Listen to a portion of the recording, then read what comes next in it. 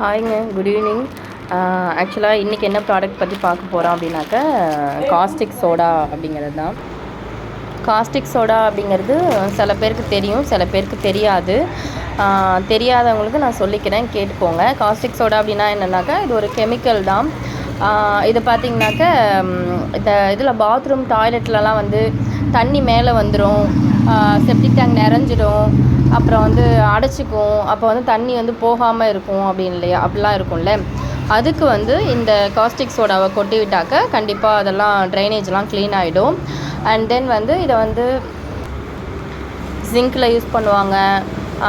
ஜிங்கில் தண்ணி அடைச்சிக்கும் இல்லையா. இப்போ ட்ரெயின் எக்ஸ்பர்ட் அப்படின்னு சொல்லிட்டு ஒன்று விளம்பரம் போடுறாங்கல்ல, 10 ருபீஸ் பேக்கு. அந்த 10 ருபீஸ் பேக் மாதிரி இல்லாமல் இது வந்து 1 kg பேக்கு.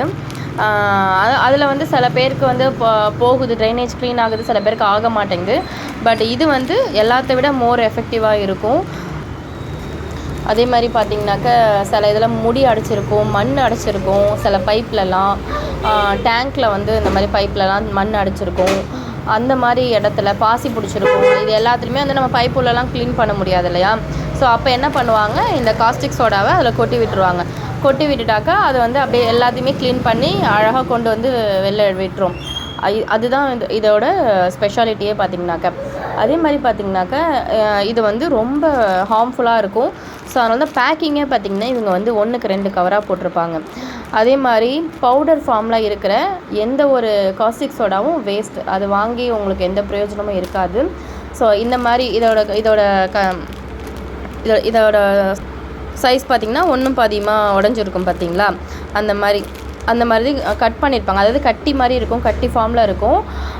அதை வந்து உடச்சி தான் நம்மளுக்கு வந்து பேக் பண்ணி கொடுப்பாங்க.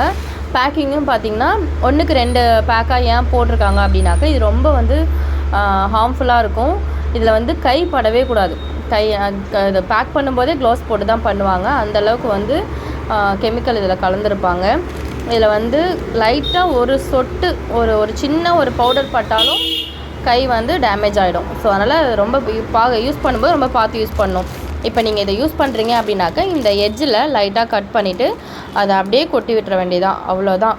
மற்றபடி வந்து வேறு இது வந்து பசங்க கையிலையோ சின்ன பசங்க கையிலையோ எதுலேயுமே படாத அளவுக்கு நீங்கள் வந்து பார்த்துக்கணும்.